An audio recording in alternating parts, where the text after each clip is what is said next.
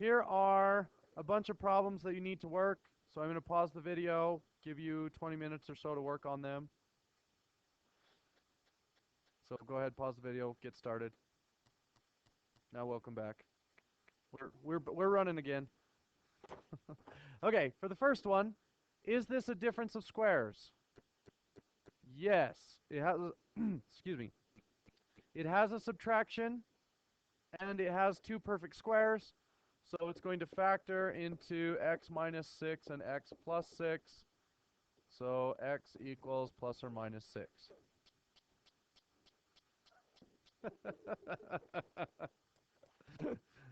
Okay. So the second one is also a difference of squares. X plus 12 and x minus 12. So my roots are plus or minus 12. And remember, a root is where the graph crosses the x-axis. A root is also the only numbers that give you a 0 when you plug them into the function. So if I were to plug numbers into x squared, there are only two numbers that will give me a 0, 12 and negative 12. What about the third one?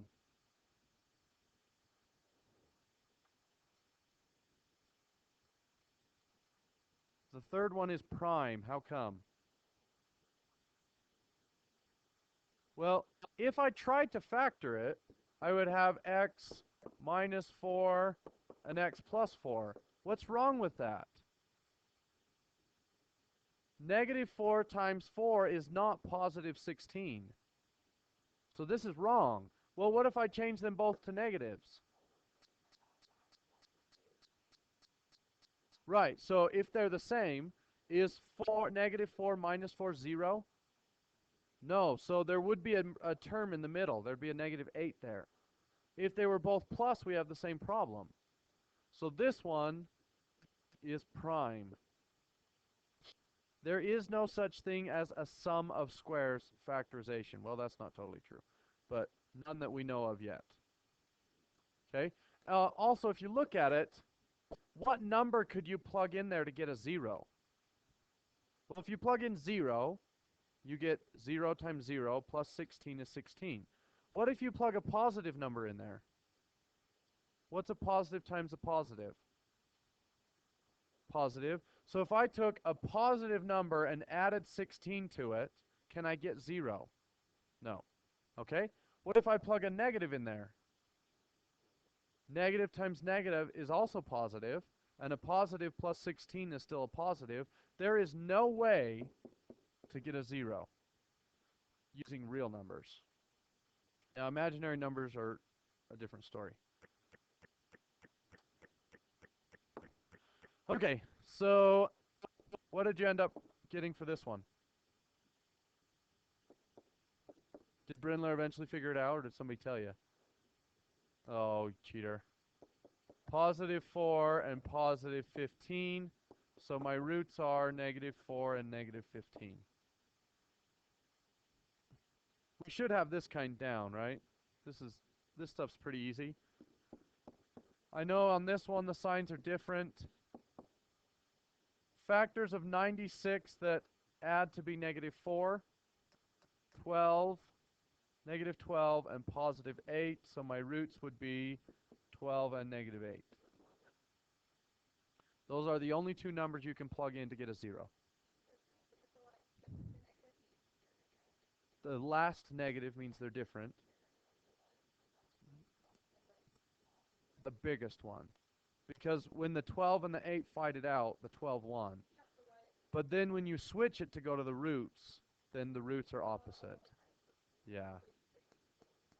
Yes, so you're right. They are going to switch from here to here. That's true. Okay, next one. They're both negative. Factors of 48. 1 and 48 is way off. 2 and 24 is way off. 3 and 16 is pretty close. 4 and 12. Not quite. What's left? 6 and 8. There it is. Negative 6 and negative 8. So when I turn those into roots, it's 6 and 8. All right. How many of you were smart on the next one and made your life a lot easier? Divide by 2. You don't have to. You can use the other method, and you'll end up simplifying later on down the road. But I would highly recommend you divide this by 2. Does that change the graph? Yes, it does. It makes it twice as fat. Fractions make graphs fat, if you can remember that. But it doesn't change the roots. So x squared plus 10x plus 21, and that gives me x plus 3 and x plus 7. My roots, what?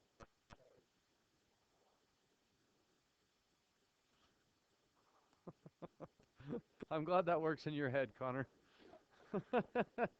Okay, did we figure out the next one? There are two ways to look at the next one, and I don't care how you do this. We have a constant that is 0. So, what do I know about my signs? They're the same, and they're both positive. So x plus and x plus. Can you think of two numbers that multiply to be 0 and add to be 6? 0 and 6. So what would my roots be? Negative 6 and negative 0, which is really just 0. So 0 and 6. Negative 6. Thank you. Now there's another way to do it. What if I look for a common term? Is there anything common in there?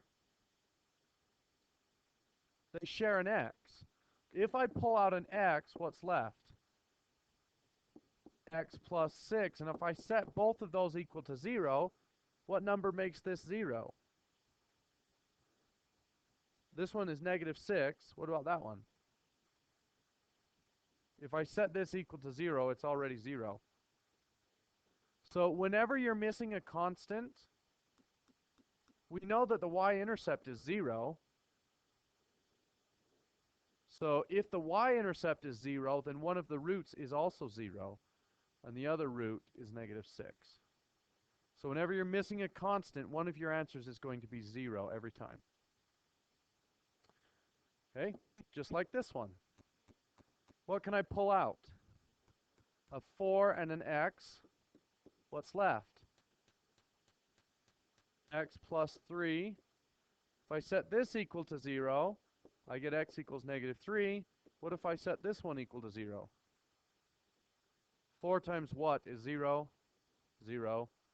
So my second answer again is 0. Okay? So the next one, x minus and x plus. Are there two numbers that multiply to be negative 28 and add to be negative 11? No. What about 4 times 7? Doesn't that make 11? The signs are different, and the bigger one is negative, so it's actually positive 4 and negative 7, which doesn't work, so this one is prime. So, on the other problem that was prime, we decided it didn't have any real answers. Does this one have any real answers? How do you know this one touches the x-axis? The negative 28 is the y-intercept. And does this parabola open up or down? Well, the x squared term is positive, so it opens up. So I know it's an upward opening parabola, and I know it hits the y-axis at negative 28. So it must hit the x-axis somewhere. And in fact, the number is going to be some irrational number. It's going to be something plus or minus the square root of something else. So in a little while, we'll figure out how to find those numbers, but factoring doesn't work. There are a couple different methods. You could graph it and find the roots, but that would give you a decimal that's not as good as the square root. Okay, now for the hard ones. So I cannot divide out the leading coefficient.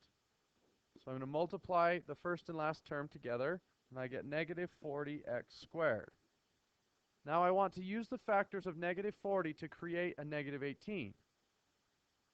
So 1 and negative 40, because I know that the signs are different and the bigger one is negative. 2 and negative 20, and there it is.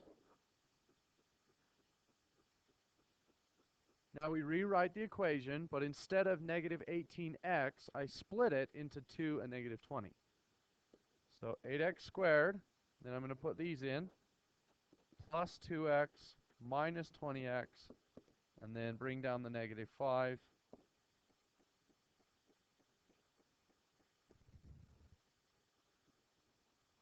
Group the first term and the last term, or first two and last two. What does that first group have in common? A 2 and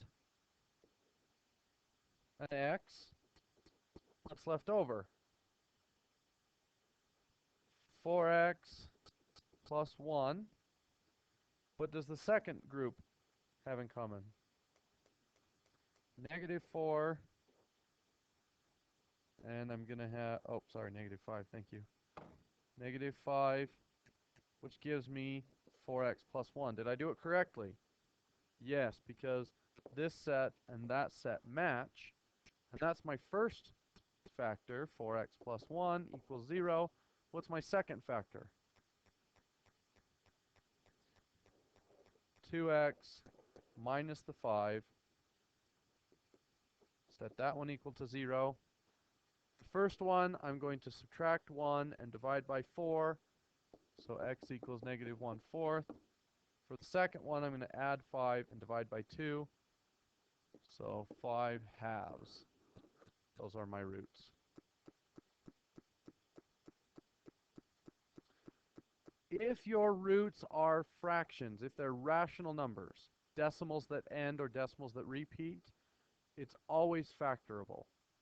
Sometimes they're hard, but if the answers are rational numbers, then factoring works. If the numbers are irrational numbers, factoring won't ever work, with the exception of sum of squares, but we'll get to that later. Okay, last one. Can I make the last one any easier? I can divide by 2. You don't have to, but it'll make it a little bit easier. 6x squared minus 29x plus 35.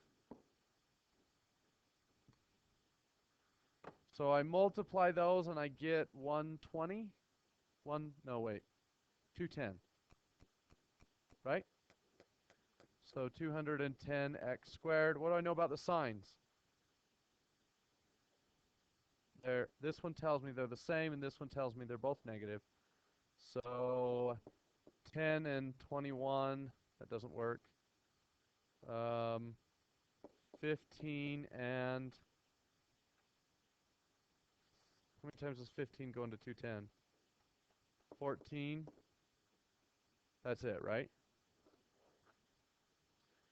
So 6x squared minus 15x minus 14x plus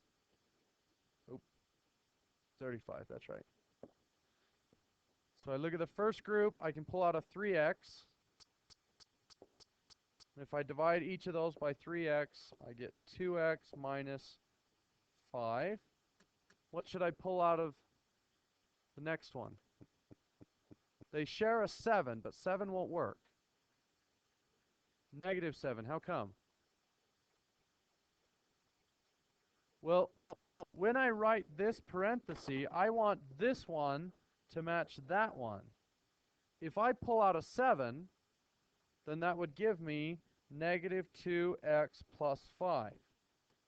But that's not what I want. I want 2x minus 5. So instead of a 7, I'm going to pull out a negative 7, which changes the signs to 2x minus 5. Does everybody understand that? That's kind of tricky. That happens a lot. So my factors are 2x minus 5 equals 0.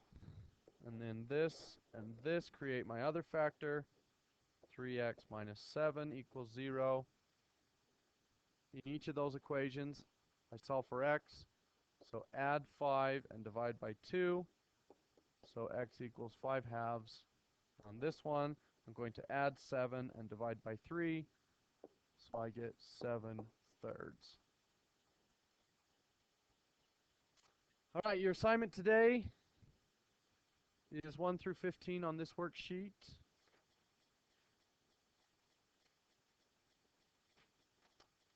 It'll be due tomorrow.